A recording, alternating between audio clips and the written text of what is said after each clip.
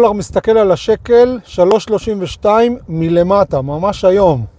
ורק לחשוב שלפני שנתיים, עם פתיחת המלחמה האיומה הזאת, בשיא הדולר נסק, אם אני זוכר נכון, ל-4.06, אולי 4.07.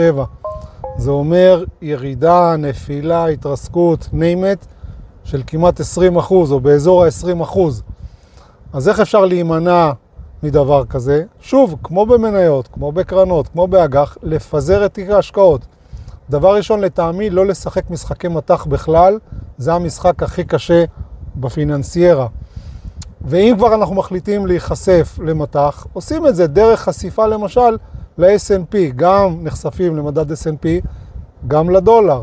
אפשר להיחשף דרך קרן נאמנות, שמשקיעה במניות בחול, בארצות הברית זה דולר, באירופה זה יורו, ביפן זה הניקה היפני, זה ין יפני. זאת אומרת, בתוך תיק ההשקעות, מעבר לפיזור שעשינו בין מניות לאג"ח, בין מניות חול למניות ישראל, אג"ח חול, אג"ח ישראל, whatever, אפשר גם לשים דגש על הפיזור המטבעי, וככה להימנע מהירידה החדה שחווה הדולר בשנתיים האחרונות.